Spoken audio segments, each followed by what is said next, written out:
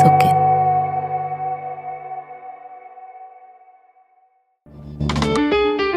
Bonjour et bienvenue dans ce nouvel épisode.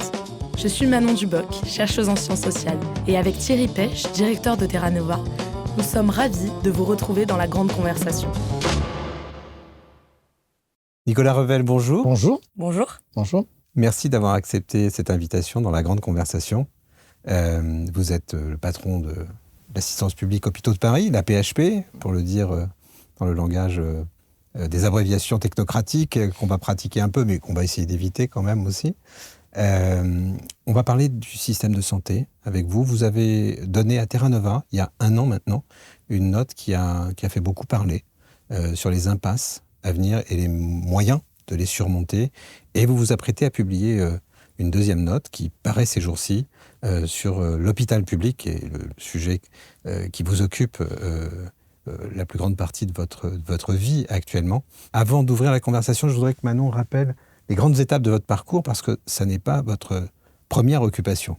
Tout à fait, oui. Vous avez occupé un grand nombre de postes au sein de la haute fonction publique, et ce qui vous donne une vision assez rare et assez spécifique sur la manière dont peuvent s'articuler à la fois les questions de financement, à la fois la manière dont se prennent les décisions politiques à l'échelle locale, à l'échelle nationale, et puis le fonctionnement aussi concret des institutions, en premier lieu la PHP. Donc vous avez commencé votre carrière à la Cour des comptes, et puis vous avez travaillé auprès de l'ancien maire de Paris, Bertrand Delanoë, et vous avez été son directeur de cabinet de 2008 à 2012, avant d'être nommé secrétaire général adjoint de l'Élysée sous François Hollande. Ensuite, vous avez occupé le poste de directeur de la Caisse nationale d'assurance maladie, ça qui est plutôt sur l'aspect financement. Et puis en 2020, directeur de cabinet du Premier ministre Jean Castex pendant la crise sanitaire, avant de devenir donc directeur général de la PHP depuis 2022. Tout est juste ? Oui, il manque 2-3 trucs, mais... j'allais pas faire toute la biographie. Parce que j'ai travaillé pour la mairie de Paris un peu plus longtemps que ça, parce que j'ai été directeur de cabinet entre 2008 et 2012, mais j'avais commencé avant auprès de Bertrand Delanoë, ce qui était d'ailleurs une expérience professionnelle et humaine formidable. Voilà. Et tout le reste est parfait. Exact. Je voudrais qu'on ouvre la discussion sur le système de santé et ses défis. Les questions de santé sont positionnées très haut dans l'échelle de préoccupation des Français.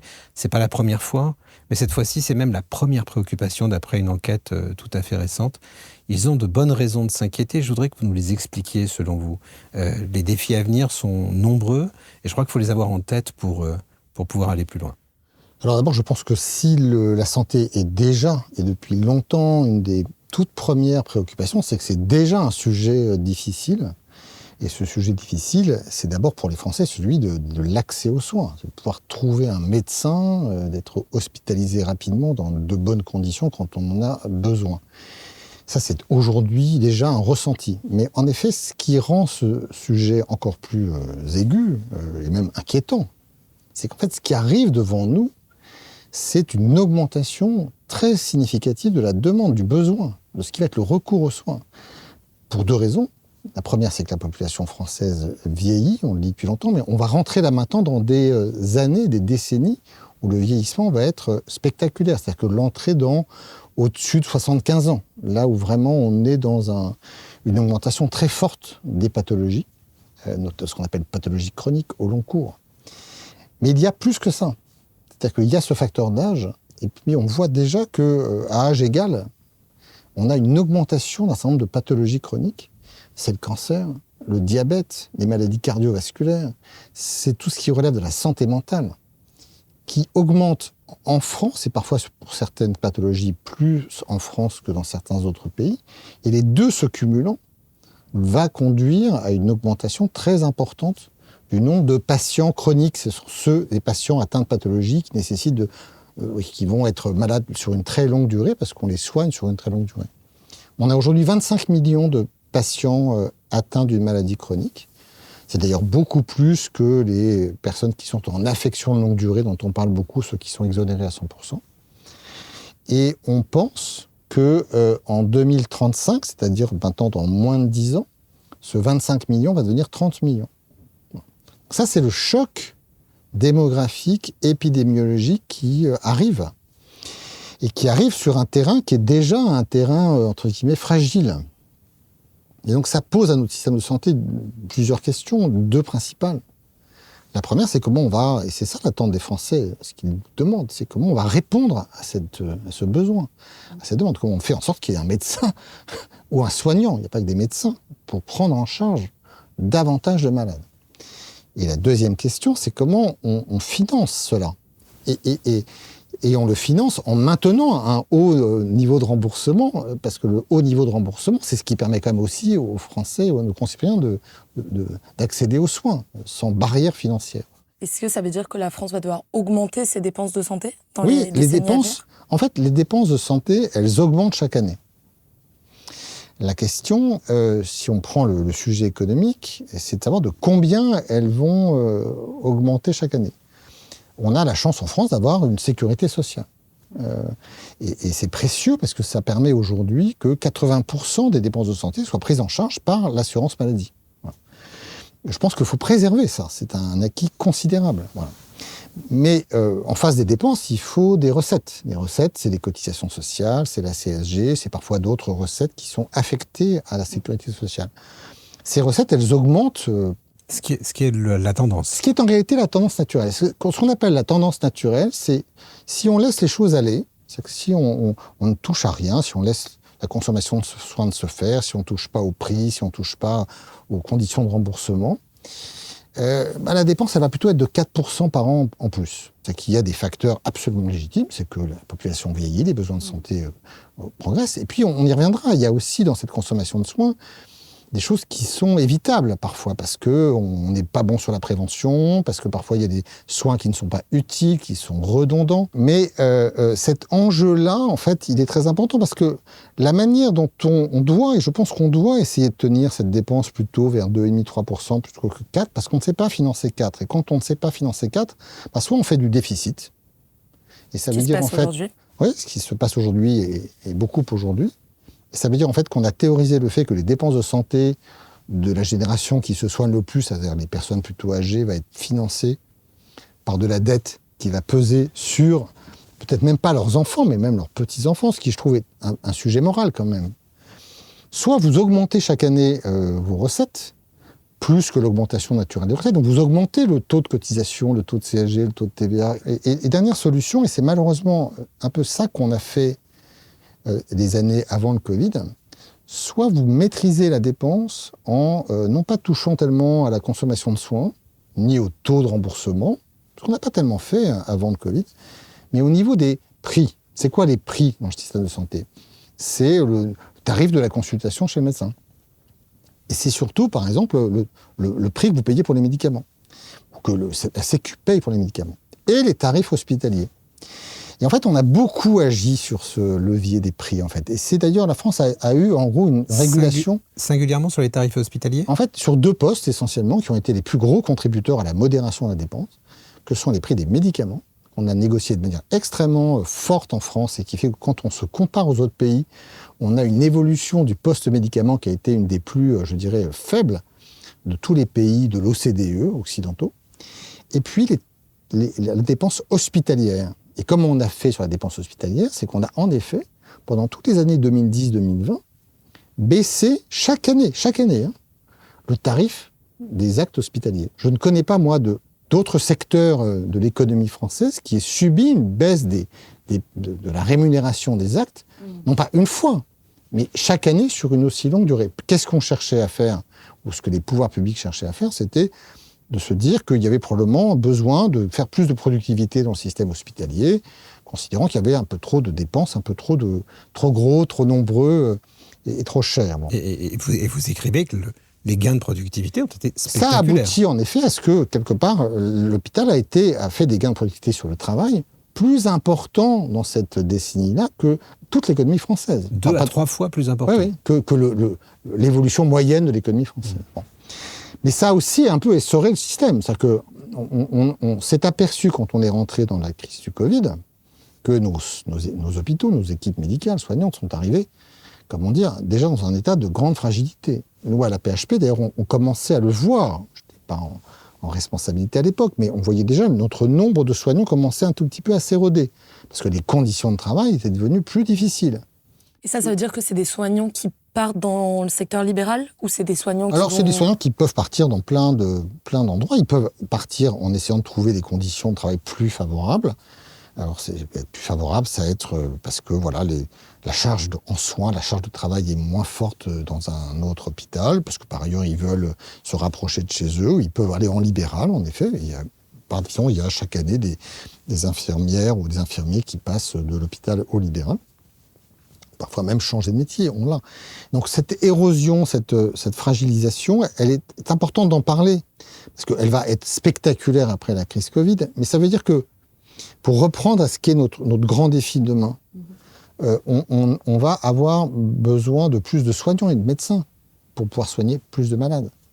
Et donc notre sujet, il est de trouver la conciliation entre le fait d'assurer la soutenabilité économique, parce qu'on a un sujet de soutenabilité économique, et de pouvoir le faire selon une méthode, une manière, avec des leviers, qui fassent que la pression, on ne la fasse pas peser à nouveau sur les médecins, les soignants, un peu comme ça s'est produit, et que ça a été ressenti. Vous demandez aujourd'hui aux médecins, aux soignants, à l'hôpital, et même d'ailleurs en ville, ils vous diront, pour une grande majorité, qu'ils trouvent leurs conditions de travail difficiles, rudes, éprouvantes. Donc si on veut attirer sur ces métiers-là pour répondre à la demande, il faut qu'on prenne ce sujet et qu'on ne dise plus, comme on l'a un peu fait, que c'est la variable d'ajustement, que c'est en faisant peser sur, entre guillemets, ceux qui doivent soigner l'essentiel de la pression. Alors, il y a, heureusement, on y en viendra, d'autres voies qui, heureusement, doivent nous permettre de trouver des solutions. On va revenir à ces sujets, mais je voudrais qu'on reprenne un sujet que vous avez évoqué tout à l'heure, qui est probablement la première préoccupation des Français, ce qu'on appelle les déserts médicaux. Beaucoup de gens disent qu'il faudrait contraindre les médecins à aller s'installer dans les déserts médicaux. Ça n'est pas votre position. Est-ce que vous pouvez nous expliquer pourquoi et ce qui, à vos yeux, permettrait en tout cas de réduire cette difficulté? Alors, d'abord, je pense qu'on va d'abord, première chose, avoir demain plus de médecins qu'on en a aujourd'hui. Aujourd'hui, nous avons à peu près, si on prend tous les modes d'exercice, tous les secteurs, à peu près 220 000 médecins en activité. Et ce nombre de médecins, en fait, d'ici maintenant 15 ans, on va passer de 220 000 à 280 000. Bon, on va progresser de 60 000 médecins supplémentaires. Pourquoi ? Parce que on a déjà, il y a pas mal d'années, remonté le nombre d'étudiants en médecine, soit le numerus clausus. Et là, on est aujourd'hui à peu près à 11 300 étudiants qui partent chaque année se former pour l'étude de médecine. Il y en avait 8 000, je crois. Il y en avait 8 000, non, il y en avait 8 000. En fait, on est descendu à un point très bas dans les années 90 et on est remonté progressivement d'un point très bas qui était 3 000, très faible, jusqu'à 8 000 en 2017. Et depuis 2017, on est passé de 8 000 à 11 000. Il faut 10 ans pour former ces médecins. Mais on est vraiment dans une augmentation du nombre de médecins qui sortent. Et dans le même temps, on va assez vite passer les années où il y a eu des très forts départs.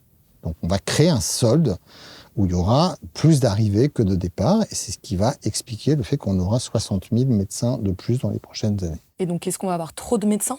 Alors, moi, ma conviction, c'est que, mais ça ne répond pas tout à fait à la question de Thierry sur les déserts médicaux, c'est que je pense que ce calibrage à 11 000 est bien. Voilà. Et que moi, je ne recommande pas, comme parfois je l'entends encore, l'idée que, pour répondre justement à cette impatience des Français, et parfois, faute d'avoir une vraie solution, on peut parfois avoir le sentiment qu'une manière de répondre à l'impatience, c'est de dire on va former encore plus de jeunes sur les études médicales.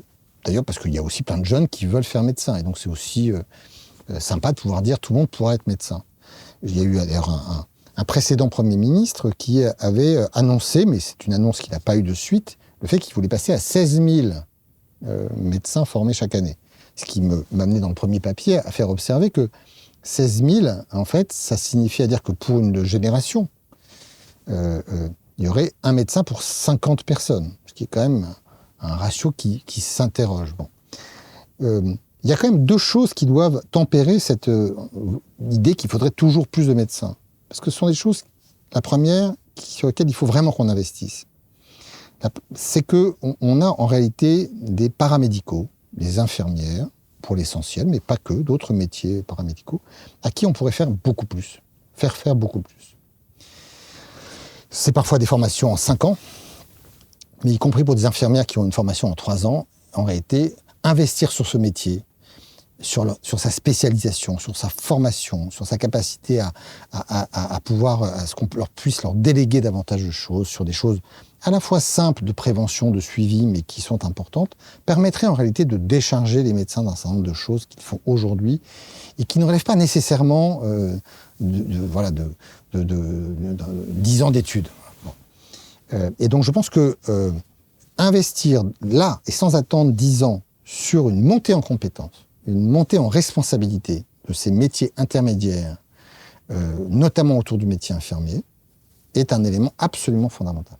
Parce que comme on va le voir, notre sujet, c'est les pathologies chroniques, c'est le suivi des patients chroniques, c'est la prévention, c'est pas forcément le soin aigu hyper technique.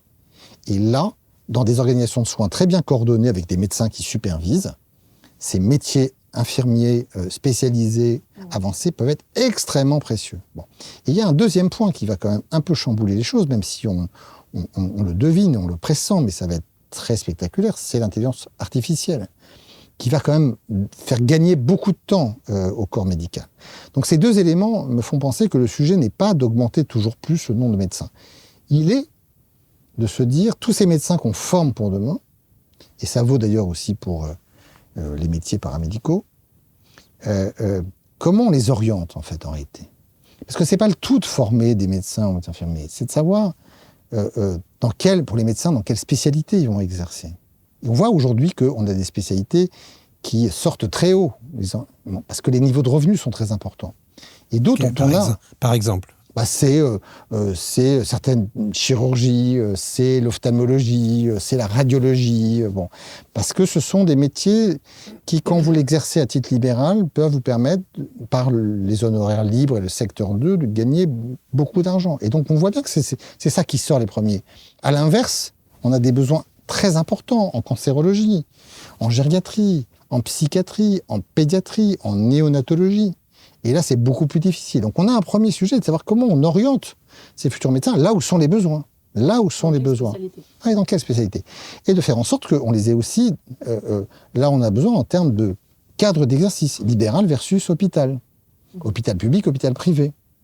Parce que l'hôpital public, on a besoin de tous les hôpitaux. Moi, je ne théorise pas qu'il ne faut que des hôpitaux publics. Les hôpitaux publics, ils occupent un rôle très important dans le système. Ils maillent le territoire, ils couvrent toutes les spécialités, ils accueillent tout le monde, ils sont à tarif opposable et ils assurent 80% de la permanence. C'est-à-dire, en gros, il n'y a pas de dépassement, de manière épsilonnaise dans quelques situations très rares. Et ils assurent l'essentiel de la permanence des soins. 80% de la permanence des soins, c'est l'hôpital public. Comment on fait en sorte qu'il y ait dans les hôpitaux publics du monde demain pour prendre en charge ces malades qui arrivent. Et ces sujets-là et comment on fait, dernière question, pour que tous ces jeunes qui sortent des études aient envie de durablement exercer ce métier. Parce qu'aujourd'hui, on n'a pas de mal à remplir les écoles. Même on refuse du monde dans les écoles. Mais le sujet, c'est comment on les oriente là où sont les besoins et comment on fait en sorte que, là où il y a des besoins, on leur propose des conditions de travail qui fassent qu'on les ait encore avec nous. 5 ans, 10 ans, 15 ans, 20 ans après. Parce que si l'hôpital public n'est qu'un lieu de passage, au bout de 2-3 ans, tout le monde repart, c'est délétère pour notre capacité. Nicolas Revel, là, vous me parlez beaucoup de l'hôpital public. Ouais. Je voudrais revenir à la question des déserts médicaux. Je vous pose la question de façon un peu franche, un peu caricaturale même. J'habite un territoire rural enclavé. Je mets très longtemps à trouver un rendez-vous avec un médecin. Vous allez me dire, oui, il y a des infirmières qui peuvent faire une partie du job, ce que vous avez dit très bien. Mais j'ai besoin quand même de voir un médecin à un moment donné. Comment je fais ? Est-ce qu'à un moment, il ne faut pas contraindre les médecins à s'installer dans ces territoires-là ? Moi, je ne crois pas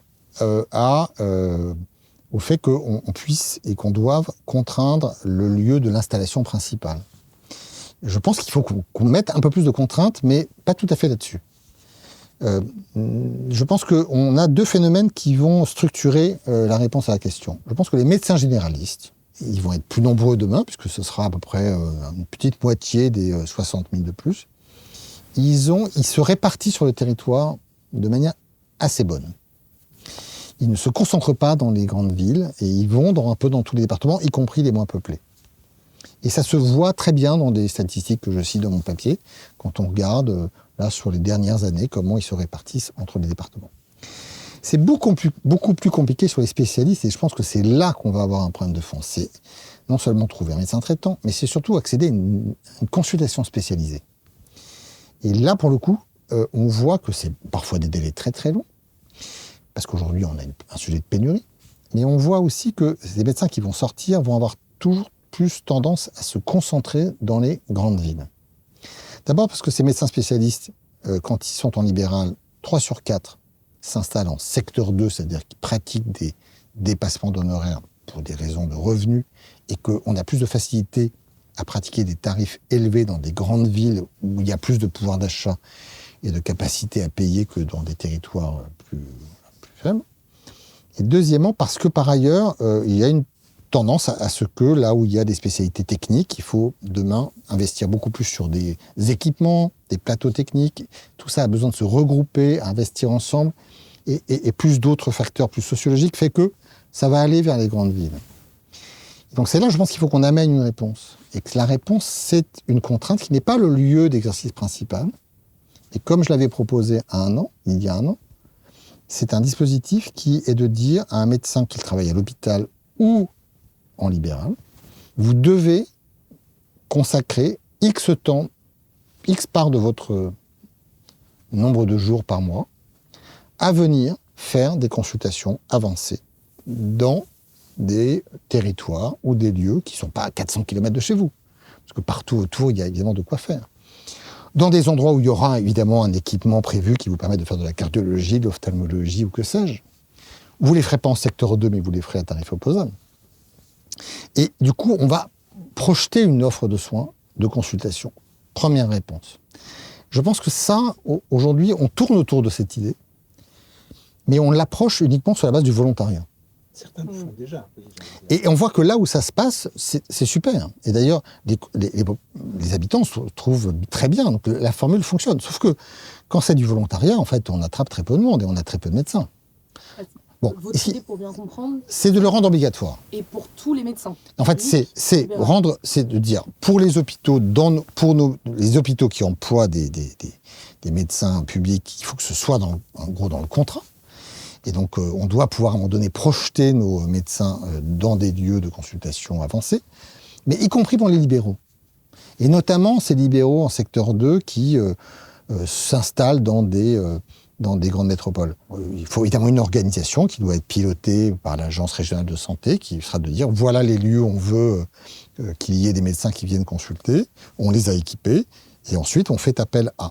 Ça peut paraître d'ailleurs, quand je dis ça, un peu usine à gaz ou coercitif. J'assume le fait que oui, il faut de la coercition, et oui, il faut organiser les choses.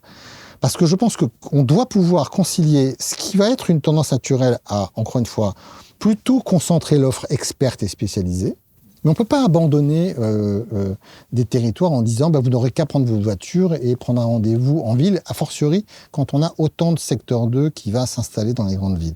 Donc il va falloir assumer ça. Et moi, quand j'en parle aux syndicats libéraux, je n'ai pas le sentiment qu'il s'agisse là d'une rupture révolutionnaire. Ils entendent qu'ils ont ils veulent garder la liberté d'installation. Quand en revanche, on dit, écoutez, 2 jours par mois, vous allez aller consulter à tel endroit, à 80 km de chez vous, là où vous exercez, vous rentrez chez vous dormir le soir, j'ai pas l'impression qu'on rompt le contrat. Voilà, c'est quelque chose qui est parfaitement assumable. Et je pense que ça peut avoir un effet très fort. Mais deuxième élément, c'est pas que des consultations avancées, parce que ensuite, le deuxième élément qu'il faut qu'on apporte, c'est que on rentre dans une ère où le numérique en santé va être très important. C'est important pour quelqu'un qui est malade de pouvoir accéder à un médecin physiquement, d'où ces consultations avancées. Mais dès lors qu'il est pris en charge et qu'il est diagnostiqué sur une pathologie, il a un diabète, une maladie cardiovasculaire, ce qui va être important à un moment donné, c'est le suivi qu'on lui propose. Bon. Et aujourd'hui, plutôt demain, un suivi, ça n'est pas que voir un médecin tous les 3-4 mois, même si c'est important de pouvoir le faire. C'est une capacité à pouvoir organiser par toute une série d'outils numériques connectés, pouvoir capter de l'information médicale sur ce malade. Ce qui compte, à mon avis, c'est d'avoir une capacité à pouvoir récupérer cette information, l'analyser et pouvoir très vite voir quand un patient, à un moment donné, qui était stable, commence à avoir une dégradation de son état. Si vous faites ça... Pardon Nicolas, c'est ça qu'il faut bien nous expliquer. Qu'est-ce qu'on cherche à éviter en faisant ça ? Un patient chronique, c'est un patient qui est malade sur une très longue nombre d'années. On essaie de lui mettre un traitement pour essayer de stabiliser son état ou éviter sa dégradation. L'enjeu, c'est de faire que ce malade soit le plus stable possible. Parce que quand il décompense, quand il s'aggrave, quand il se dégrade, et que ça se dégrade plus vite que son rendez-vous qui est prévu dans 2-3 mois, il arrive aux urgences, et on le récupère, et on l'hospitalise, et dans une phase aiguë de soins très intensifs, et puis on le remet sur pied, il repart chez lui. Et tout ce sujet qu'on a, et qui pour moi est le nerf de la guerre pour les prochains temps, c'est de faire en sorte que, en dehors une fois qu'un patient est stabilisé, c'est comment on organise autour de lui un suivi qui fasse en sorte que ce patient, on sache détecter les premiers signes d'une dégradation. Ce qu'il faut bien comprendre, je crois, c'est que la crise aiguë, c'est ce qu'on veut éviter parce que c'est ce qui coûte cher. C'est d'abord ce qui est le plus délétère sur le plan de la santé. Et pour la personne. Ouais. C'est une phase aiguë, c'est quand vous avez une insuffisance cardiaque, vous êtes stable jusqu'au moment où votre insuffisance cardiaque, à un moment donné, menace votre santé, et on doit, à ce moment-là, vous hospitaliser pour des soins lourds, avec des risques, par ailleurs, de morbidité importantes. Bon. En France, on est, en fait, très bon dans les soins aigus, où d'ailleurs, on a, en France, un volume de soins, quand on se compare parmi les grands pays du monde, on a un volume de soins par habitant qui est très significatif. On est même le 4e pays où le volume de soins par habitant est le plus élevé. On soigne très bien en France, en réalité. Mais on soigne très bien sur ces phases hyper aiguës. Voilà. Ce qu'il faut qu'on apprenne à faire en France, et là on est beaucoup moins bon, c'est de pouvoir investir sur cette notion de suivi au long cours, qu'on appelle la prévention, au sens tertiaire du terme, qui est, une fois qu'on est malade, comment on est suivi pour faire en sorte qu'on vive le plus longtemps possible avec cette maladie sans connaître d'épisodes à nouveau de dégradation et d'hospitalisation et de soins aigus. Et ça peut se faire, pas forcément en ayant un cardiologue, un diabétologue à 100 mètres de chez soi. On a aujourd'hui des capacités, par les outils numériques qui arrivent de partout, à capter de l'information sur ces patients, à avoir des plateformes avec des infirmières, des médecins, un lien avec le médecin généraliste, qui fait qu'on est capable de détecter Je ne vous parle pas de choses qui existent en théorie. Ce sont des expérimentations que nous avons développées dans pas mal de territoires, notamment à la PHP, sur l'insuffisance cardiaque sévère, et dont on a pu faire l'évaluation que ça marchait. Et que ça marchait en termes d'état de santé mieux protégé des patients, et de réduction de leur consommation de soins. Parce que ce sont des patients qui vont moins venir à l'hôpital. Et donc de réduction des dépenses. Il est certain que je parle de réduction de dépenses. Je parle en effet de réduction des dépenses. Donc, le plus cher, c'est l'hospitalisation, en fait. Exactement. Évidemment, c'est mieux suivre des patients qui sont chez eux pour faire en sorte que ces patients s'hospitalisent moins sur des moments hyper critiques. Et là-dessus, il y a une organisation qui n'existe pas en France autour de ça. On a des médecins généralistes qui les suivent à coup de consultation tous les X mois, et on a des hôpitaux qui interviennent fondamentalement quand les gens viennent à l'hôpital. Voilà. Et il faut qu'on arrive en France à attraper ce sujet, parce que les pathologies chroniques, c'est le cœur de notre problème dans les prochaines années. C'est, je crois, 2/3 de nos dépenses et les 3/4 de l'augmentation de la dépense, c'est ça ? C'est les 2/3 de nos dépenses et exactement pas loin, à 72% de notre progression annuelle de la dépense. Donc c'est le moteur de la dépense, c'est le moteur du recours aux soins. Alors vous nous dites, c'est de la bonne médecine et c'est de bonnes économies. Ouais. Mais évidemment, quand vous dites ça, vous êtes soupçonné de vouloir mettre l'hôpital au milieu du jeu. Oui. Certains vous disent, oui, évidemment, vous prêchez pour votre paroisse, etc. Est-ce que c'est exactement le fond de votre pensée ou est-ce que vous dites, non, tout le monde peut participer à ce... D'abord, vous avez bien compris que, en fait, là, on est en train de se dire qu'on fera des économies sur moins de dépenses hospitalières. Donc, en gros, il s'agit quand même déjà de réduire le recours à l'hospitalisation. Donc, c'est pas quelque chose qui va venir... bon. Mais je pense que, en effet, les hôpitaux ont un rôle à jouer pour essayer d'être partie prenante de ces organisations de soins. Mais je ne pense pas du tout, et je ne dis absolument pas, que l'hôpital serait le seul à pouvoir et devoir gérer ces dispositifs. Mais il y a une condition qui doit s'appliquer à tous. Quand l'hôpital, à un moment donné, met en place une organisation de soins pour suivre des patients atteints d'un diabète, d'une insuffisance cardiaque, peu importe, il doit le faire avec le médecin généraliste. Et parfois, d'ailleurs, quand il y aura une alerte, il ne s'agira pas de dire au patient de venir à l'hôpital. Il s'agira de dire au médecin généraliste, il faut que vous le voyez. Il faut peut-être envoyer une infirmière à domicile. Bon. Et quand ce sera une structure qui sera plutôt portée par une très grosse maison de santé, un très gros centre de santé, ils auront besoin, pour pouvoir intervenir sur des données un peu complexes, d'un patient atteint d'une maladie compliquée, du regard du spécialiste.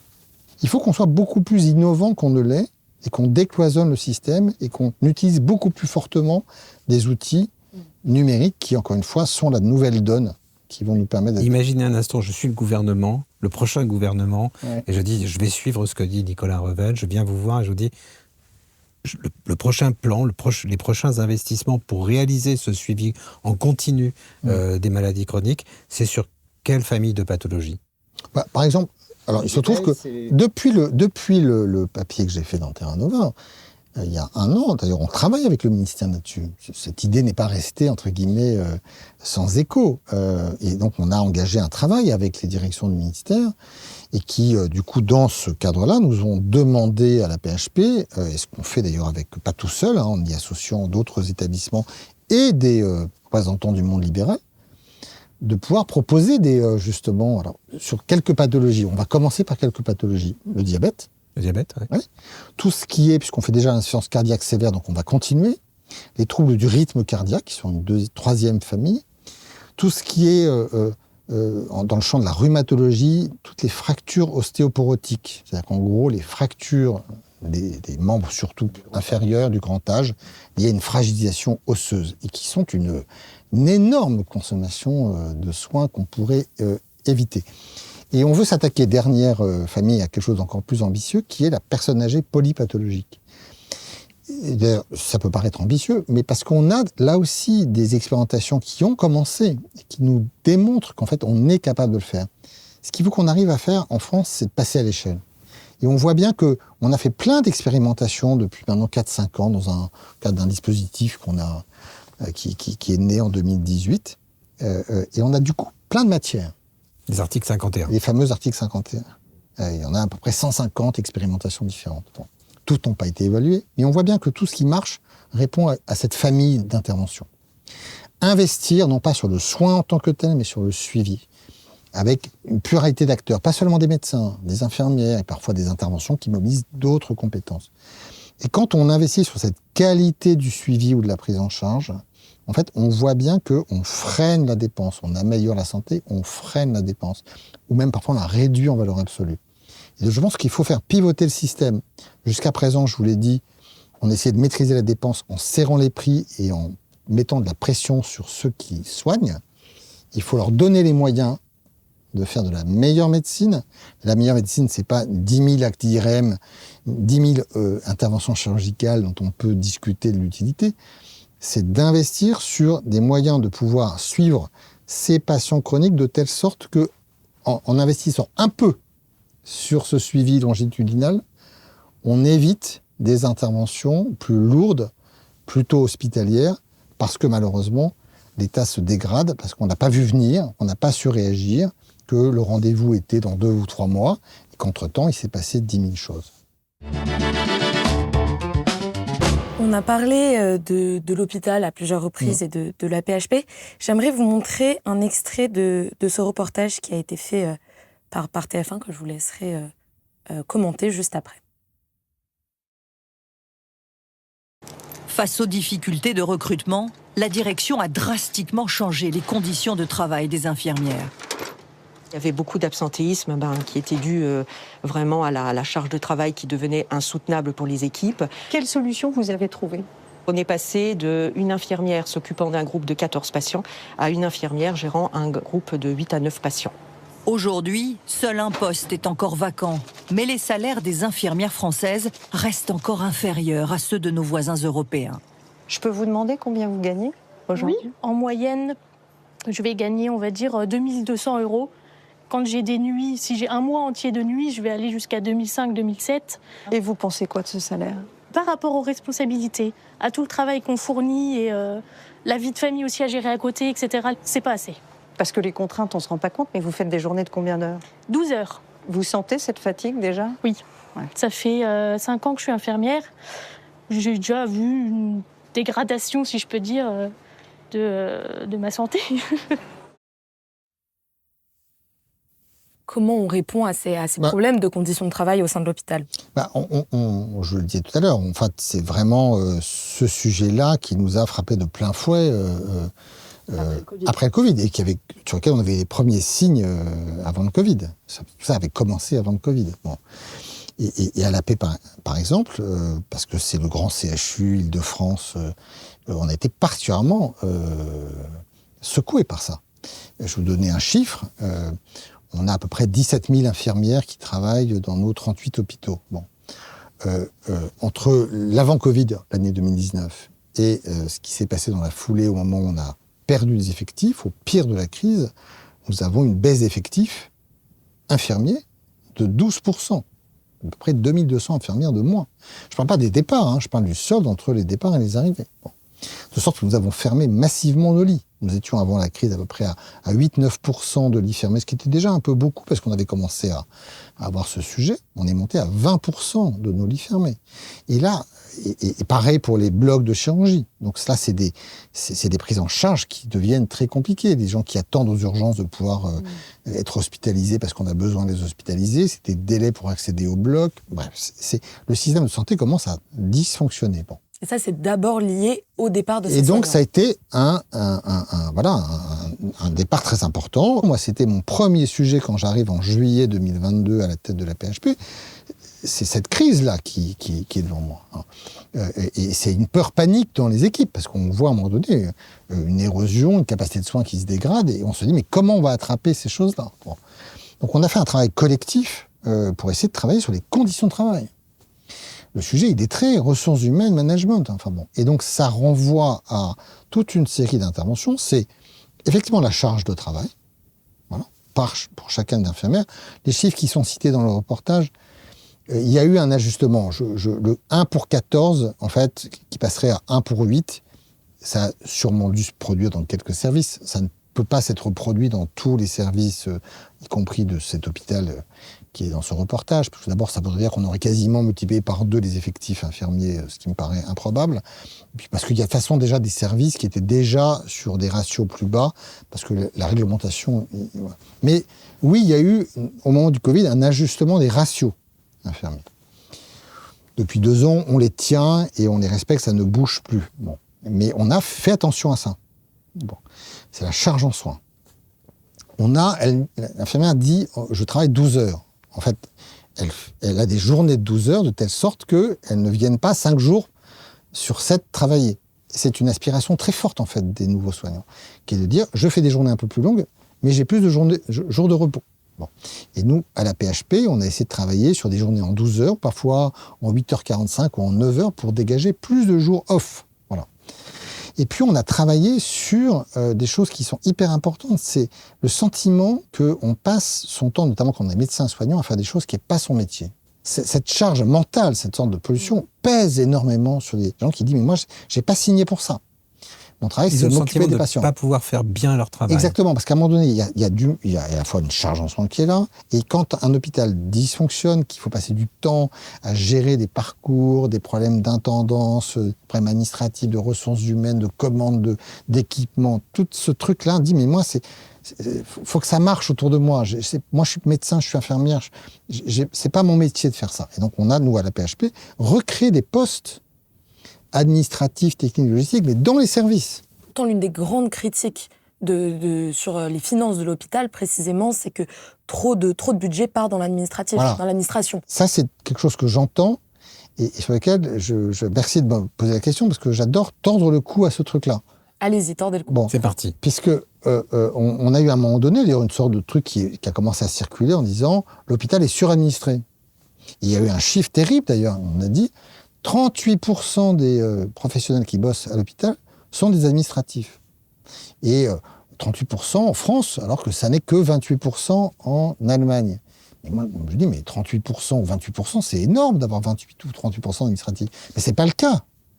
Parce qu'en fait, ce chiffre, moi, je l'ai calculé à l'échelle de l'AP. En gros, c'est qui n'est pas médecin ou soignant. Bon. Moi, j'en ai 28%. Mais de qui on parle? On parle des brancardiers, on parle des techniciens de laboratoire, on parle des manipulateurs radio qui vous font passer votre IM, donc ça c'est un peu le soin quand même, mais ils n'étaient pas dans les veilles. Après, on parle de métiers dont on parle peu, mais qui sont absolument fondamentaux à l'hôpital, les assistantes sociales, qui permettent de gérer des parcours et d'organiser les choses. On parle d'un métier qui est la prunelle des yeux de tous les services, qui est la secrétaire médicale. Les secrétaires médicales qui font tourner le service, qui programment les rendez-vous. Moi, on me demande en permanence de renforcer les secrétaires médicaux. On a ensuite, parce qu'on fait nous à la paix, on a toute la filière maintenance technique, ouvrière, restauration.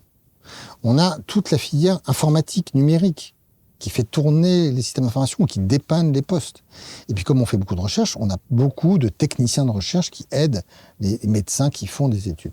De sorte que ce qui est la vraie administration, tout ce qui est RH, achat, finance, et puis même, vous savez, quand vous allez à l'hôpital, vous allez aux admissions, vous allez payer à la caisse, et puis vous avez les directions, la vraie administration.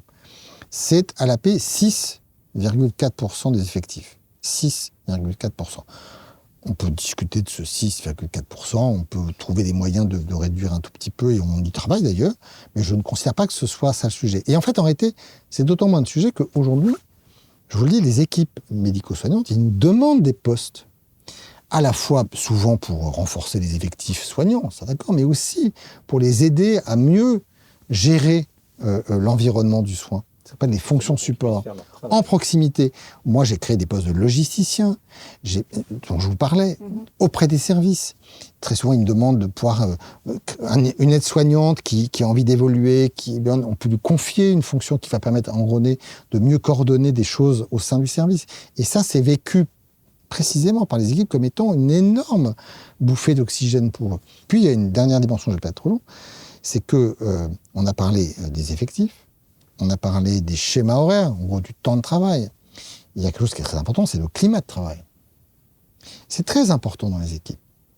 Et on voit d'ailleurs, selon les services... C'est quoi le climat de travail? C'est l'ambiance dans le service, c'est la qualité du collectif, c'est comment on vous parle. Est-ce que vous êtes, parce que vous êtes aide-soignant, infirmier, ou même au sein d'une équipe médicale, est-ce que vous êtes respecté? Est-ce que vous êtes associé? Est-ce qu'on vous demande votre avis? Est-ce que vous participez aux réunions de staff? Est-ce qu'il y a une bonne cohésion d'équipe?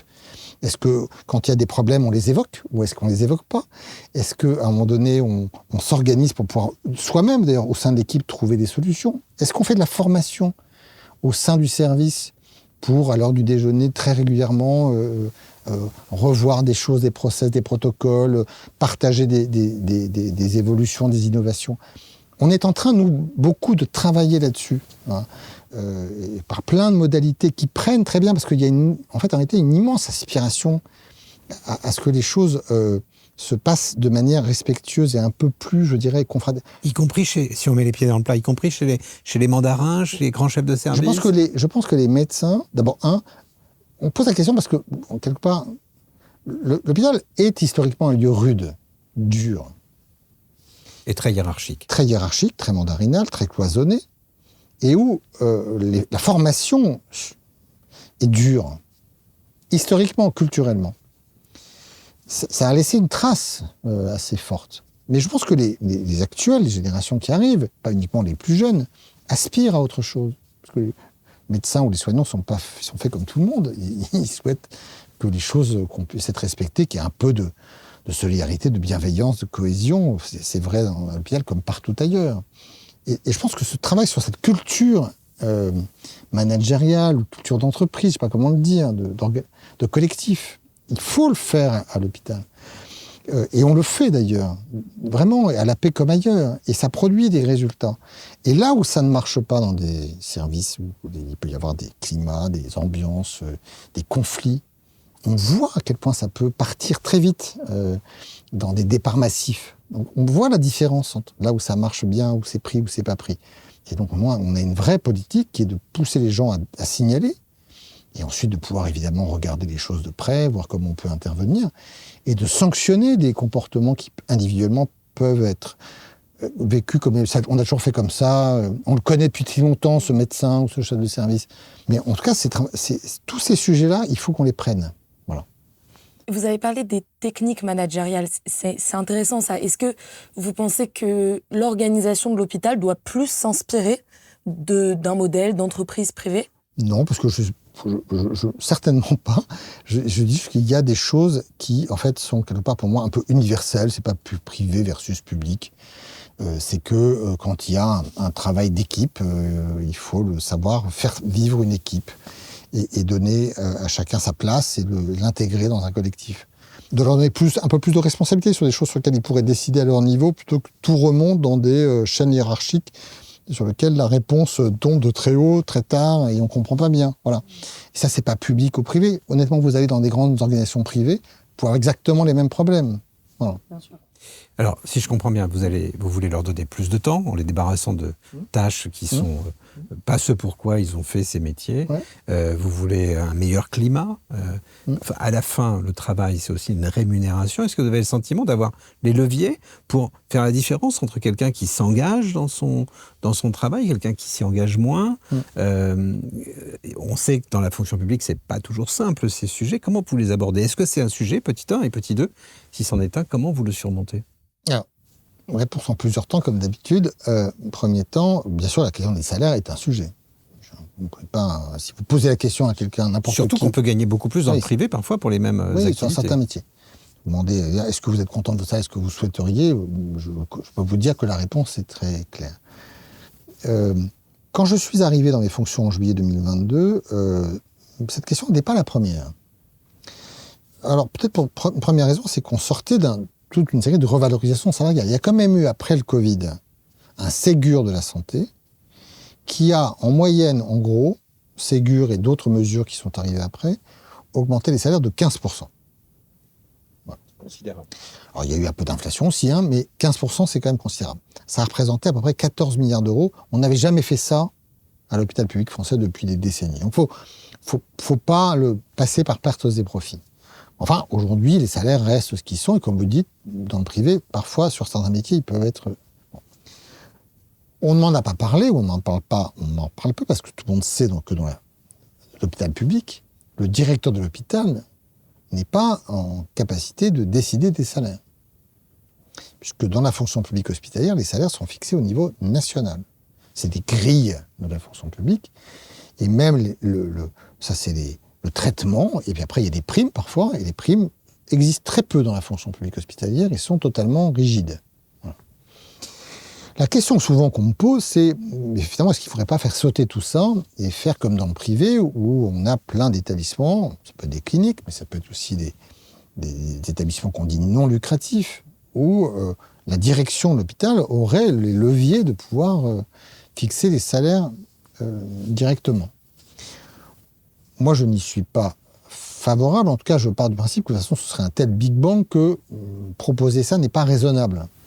Je pense par ailleurs qu'on le ferait, qu'on se retrouvait dans un système où les hôpitaux publics commenceraient à se faire la concurrence entre eux, à faire monter les salaires, justement parce qu'il y a une ressource rare, essayer de rémunérer les médecins ou les infirmières, et qu'il y aurait une sorte d'échelle de perroquet qu'on aurait du mal à maîtriser. Sauf à faire ce que le privé fait, qui s'est mis dans des conventions collectives pour se remettre dans un cadre. Donc il y aurait un cadre en réalité. Et je ne crois que d'aucune manière, on aurait un système où chacun pourrait dans son coin fixer ses salaires complètement librement. Moi, je ne crois pas beaucoup à ça. Ok, mais il reste qu'il y a des gens qui sont plus méritants que d'autres. Le problème qu'on a, c'est celui-là. C'est-à-dire que moi, ce qui me frappe beaucoup à l'hôpital, c'est qu'on n'a aucun moyen de pouvoir quand même individualiser au moins une partie de la rémunération par rapport à soit le niveau d'engagement, d'efficacité, de compétence de tel ou tel. Il y a notamment eu récemment les fameux manipulateurs radio qui s'occupent de la radiothérapie, de l'imagerie, sur lequel il y a eu beaucoup d'autorisations. Le privé a ouvert beaucoup de trucs, ils ont cherché à recruter comme des dingues, ils sont allés prendre nos manips en leur proposant 2 fois plus. On s'est retrouvé complètement désarmé face à ça. Et aucun moyen de pouvoir répondre. Donc moi je crois à ça, avoir dans la fonction publique hospitalière, on garde le cadre salarial, mais on donne la possibilité au niveau des établissements d'avoir un compartiment financier qui permette de faire, avec une vraie souplesse, pas un truc déjà rigidifié par des décrets, des arrêtés qui fait qu'en fait on a le choix de rien, qui nous permettent de pouvoir à un moment donné individualiser une part du salaire sur un certain nombre de critères dont il faut qu'on discute, moi je suis très favorable à ça. Je sais que les syndicats sont très contre, parce qu'ils pensent qu'il faut que le salaire soit le même pour tous. Bon. Syndicats ou d'autres d'ailleurs. Bon. Mais moi je pense qu'il faut qu'on franchisse ça, parce qu'à un moment donné, c'est aussi une source d'incompréhension et de frustration pour des collectifs ou des professionnels qui bossent et parfois énormément. Et puis parfois pour nous de pouvoir gérer des situations où on se fait complètement tailler des croupières et on est incapable d'avoir le moindre levier de pouvoir un peu se défendre. Il y a un dernier sujet, Nicolas Revel, que je voudrais qu'on aborde avec vous, que vous évoquez dans le palier qui sort ces jours-ci, c'est le rapport à l'innovation. Vous dites que l'hôpital doit rester dans le cycle de l'innovation. Et d'abord, pourquoi avez-vous le sentiment qu'il pourrait en décrocher ? Et deux, qu'est-ce qu'il faut faire pour qu'il y reste ? Parce qu'on se trouve, vous l'avez évoqué à plusieurs reprises au cours de cet entretien, on se trouve dans un moment de saut technologique, du fait de tous ces appareils qui vont permettre de suivre les patients à distance, du fait de l'intelligence artificielle. Donc c'est un sujet qui est probablement stratégique pour l'hôpital et pour le système de santé dans son ensemble. Donc, quelles sont vos craintes en la matière et que faut-il faire pour les dissiper et faire en sorte que l'hôpital reste dans le cycle de l'innovation ? Vous avez raison de dire qu'on est dans un moment d'accélération du progrès médical et où les besoins d'investissement sont forts. Et ils sont d'autant plus forts en France qu'on a pris du retard. Parce que les dépenses de santé, c'est le remboursement des soins, c'est les salaires des soignants, et puis c'est l'investissement sur quoi ? Sur les bâtiments et sur les équipements et sur la recherche. Sur le budget de l'hôpital, ça représente quelle part ? En fait, nous, l'AP, en gros, on a un budget de 10 milliards d'euros. Et aujourd'hui, on investit à peu près entre 600 et 700 millions d'euros par an. Mais on est sur un niveau haut, parce qu'en ce moment, on est dans beaucoup de projets. Et mon sujet, c'est comment je les préserve et je peux les mener au bout. Mais oublions la PHP et regardons comment le système de santé français a su ou pas préserver sa capacité à investir. Et là encore, les statistiques comparées que donne l'OCDE permettent de voir en fait que la France, en fait, sur longue période, sur 10 ans, a décroché légèrement par rapport aux autres pays. On a aussi des calculs sur le taux de vétusté de nos bâtiments et de nos équipements. Et c'est des taux de vétusté qui atteignent aujourd'hui, selon près 60% pour les uns, 80% pour les autres. C'est des taux de vétusté importants. Ouais. C'est pour ça d'ailleurs que... donc on a ce sujet-là. Pour ça d'ailleurs qu'après le Ségur, on a décidé de revaloriser les salaires, mais aussi de mettre de l'argent sur l'investissement à l'hôpital. On a mis presque 15 milliards d'euros pour financer des projets. Ces projets, ils arrivent maintenant. Ils ne sont pas intégralement subventionnés par l'État. Ils vont mobiliser la capacité des hôpitaux à en prendre une part sur leur capacité d'autofinancement, comme on dit. Le problème qu'on a aujourd'hui, c'est que la situation financière des hôpitaux s'est considérablement dégradée. C'est un grand paradoxe d'ailleurs, parce que on a connu cette crise après le Covid. On a remonté la pente. Quand je vous ai dit tous les efforts qu'on fait, ça nous a permis, je ne vous l'ai pas dit, mais je le dis aujourd'hui, de faire que ces 12% d'effectifs, on les a à peu près retrouvés là maintenant en 3 ans. Les infirmières. Les 20% de lits fermés, on est revenu à 9%. Donc on a réussi à remonter la pente. On a une augmentation d'activité. Mais très bizarrement, très paradoxalement, notre déficit s'est aggravé. Il s'est aggravé. Et là, on a eu des rapports officiels qui ont permis de dire les choses. Parce que dans ces années 23, 24, 25, il y a eu ces très fortes revalorisations de salaire qui ont été très largement compensées, mais pas complètement. Et donc, on a eu à notre charge, ce qui n'était pas prévu, à peu près 15-20% à notre charge. On a eu un très gros choc d'inflation comme tout le monde, qui a été en fait peu compensé de moins en moins. Bon. Et donc là où le déficit hospitalier qui a toujours existé était avant la crise d'environ 600-650 millions d'euros, il est monté en 22 à 1,2 milliard, puis en 23 à 1,8 milliard, puis en 24 à 2,8 milliards. Et là, on sait qu'en 25, il va à peine baisser à 2,5 milliards. Et donc, on est dans une situation où on a besoin d'investir. On a des projets d'investissement, mais où la santé financière des établissements s'est fragilisée. C'est pour ça que j'en parle dans le papier, parce que je pense que c'est très important de prendre ce sujet-là, parce que si à un moment donné, l'investissement redevient la variable d'ajustement, on va à la fois être dans des conditions de travail qui vont à nouveau ne pas s'améliorer, et puis on va être à nouveau décroché dans ce qui est quand même très important, c'est d'avoir des derniers équipements. On a des enjeux sur l'imagerie, sur la médecine génomique, la capacité à séquencer les génomes pour pouvoir mieux soigner. On doit investir sur la biologie hospitalière. Et on veut développer des nouveaux médicaments, y compris dans des CHU, des grands hôpitaux comme la PHP. On a besoin de se doter de plateformes de recherche hyper performantes. Tout ça, je pense que c'est très important que la France se remette dans une dynamique, dans un rythme que par ailleurs, je ne parle même pas de la Chine et des États-Unis qui galopent. Y compris les États-Unis, continuent quand même à beaucoup investir dans la santé. La Chine, c'est très spectaculaire, mais même en Europe, pour regarder ce qui se passe en Allemagne, autour de nous, l'investissement est là. Et donc vraiment, je pense que c'est un message important que de dire que cette question doit être absolument préservée et sanctuarisée. Merci beaucoup pour toutes ces réflexions et ces leviers d'action. Pour terminer, on va passer à la petite conversation. Le principe, c'est des questions. On passe de la grande à la petite conversation. Exactement. Quelle devrait être la première décision du prochain gouvernement sur les questions de santé ? Je pense que c'est précisément pas une décision qui doit intervenir. Je pense qu'il faut qu'on arrive à poser une méthode. On voit bien à quel point le sujet de santé est un sujet complexe. Et qui a besoin de fixer non seulement un cap, un constat, un cap, et d'embarquer des acteurs et de leur donner confiance et de leur donner de la visibilité, de la durée. Donc un cap pluriannuel. Ouais, pluriannuel par définition, parce que tous ces sujets s'inscrivent dans la durée. Mais je pense qu'on a besoin surtout de sortir de mesures ponctuelles qui ne font pas système et qui ne font pas sens. Et après, il faut être au rendez-vous d'une mise en œuvre qui va prendre quelques années, où il faut créer ce cadre de visibilité, de confiance. Le poste le plus difficile que vous ayez occupé ? Moi, j'ai à peu près adoré tous les postes que j'ai occupés. Je pense que directeur de cabinet du Premier ministre, avec Jean Castex, excellent Premier ministre, pendant la période Covid, puis après les crises énergétiques et Ukraine, c'est un job difficile. Diriger la PHP, c'est aussi un challenge. Et c'est très passionnant à faire. Voilà. Et c'est une responsabilité vraiment que je suis très heureux d'exercer.